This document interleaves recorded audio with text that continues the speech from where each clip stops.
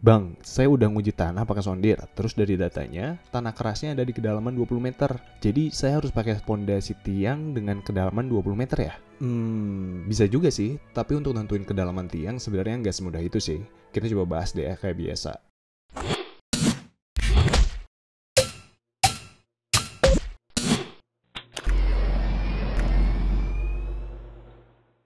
Sebelum mulai, aku harus ngasih tahu beberapa faktor dulu nih yang perlu teman-teman tahu waktu kita mau nentuin kedalaman pondasi. Secara singkat, itu tuh ada 4 yang bisa aku kasih tahu, yaitu pertama beban strukturnya, kondisi lapisan tanah, muka air tanah, dan tentunya yang keempat itu adalah biayanya.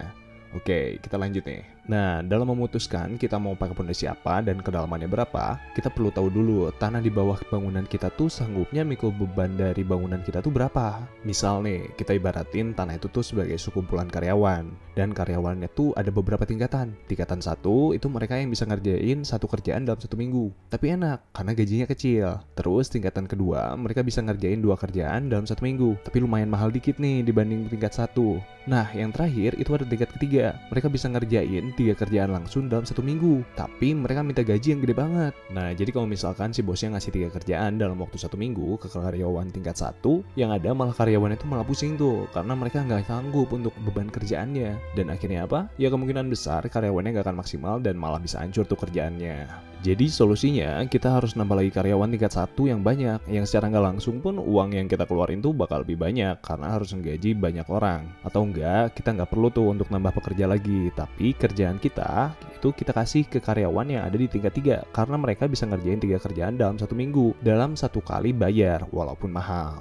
Nah, itu adalah salah satu analogi sederhana yang kita bisa gunakan dalam nentuin kedalaman pondasi. Kebayang nggak? Nggak ya? Sama, saya juga bingung soalnya jelasinnya. Oke deh, kita coba contoh ke tanah. Kalau tadi analoginya karyawan tuh ada tingkatannya. Kalau tanah tuh ada juga tingkatannya. Secara general tuh tanah tuh punya perilaku dari yang lunak sampai yang keras. Dan biasanya sesuai dengan kedalamannya. Jadi biasanya tanah lunak tuh ada di kedalaman yang cukup dekat sama permukaan. Kalau tanah yang keras biasanya tuh ada di kedalaman yang cukup dalam.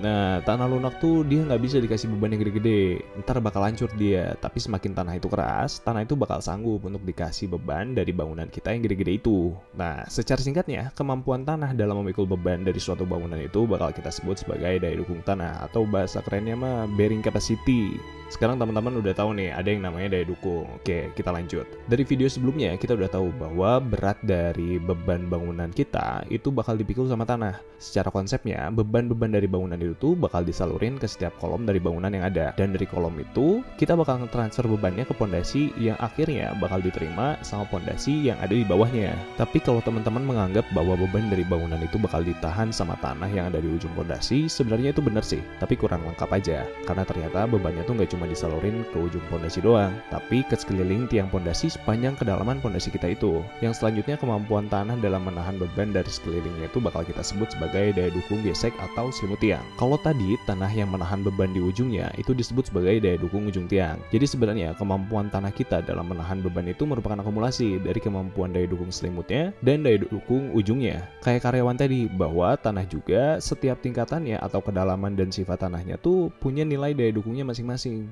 Kalau kita contohin, misalkan ternyata di pondasi tiang kita tuh nerima beban 1000 kN nih. Bukan berarti kita harus nyari kedalaman tanah yang punya daya dukung ujung tiang sebesar 1000 kN. Misal, ternyata 1000 kN itu tuh baru bisa kita dapetin di tanah keras sedalam 50 meter.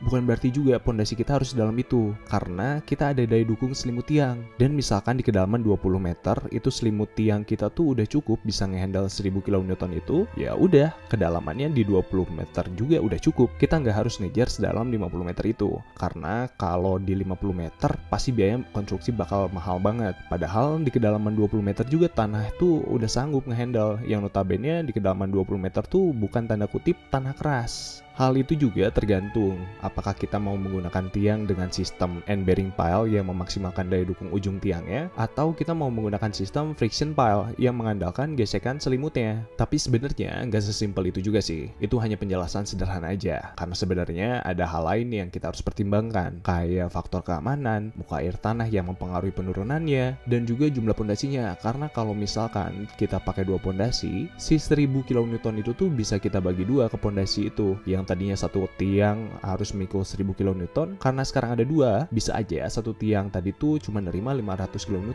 Ada juga hal-hal lain yang harus diperhatiin, kayak efisiensi grup tiang. Terus gimana sih kemampuan tiang pondasi kita dalam menerima beban yang arahnya tuh lateral? Karena di contoh yang tadi, bebannya tuh yang diterima beban aksial yang arahnya ke bawah. Dan jenis pondasi kayak bore pile atau pancang serta diameternya pun itu berpengaruh banget sama nilai daya dukungnya. Jadi dengan beban 1000 kN contoh tadi tuh bisa banget kita buat berbagai macam jenis pilihan pondasi dengan berbagai macam pula ukuran dan kedalamannya. Gimana? Kebayang nggak konsepnya? Liar ya? Sama saya juga liar guys ngejelasinnya. Jadi intinya mah jangan langsung tembak kedalaman pondasi kita hanya dari kedalaman tanah kerasnya aja deh. Kita coba hitung dulu, karena bisa aja boros banget dan malah jadi mahal banget. Atau malah mungkin tanahnya tuh nggak sanggup mikul beban walaupun dia tanah keras karena bebannya gede banget. Semoga deh ya penjelasan sederhana ini bisa sedikit mencerahkan dan ngasih beberapa pertimbangan teman-teman dalam ngedesain pondasi bangunan. Jadi jangan sembarangan deh ya desain pondasi, kita harus kasih desain yang kuat dan murah untuk klien kita. Kalau kata Sundanya mah entong abobodo batur, peda batur tak apal. Seperti biasa, kalau dirasa video ini bermanfaat, jangan lupa like, share, dan subscribe juga channel ini. Dan jalan juga loncengnya untuk dapetin video-video terbaru dari Dara Engineer. Dan kalau dirasa ada hal-hal yang pengen dikoreksi sama teman-teman, ditambahin ataupun didiskusikan lebih lanjut, boleh banget sikat langsung di kolom komentar. Sekian aja, salam sipil.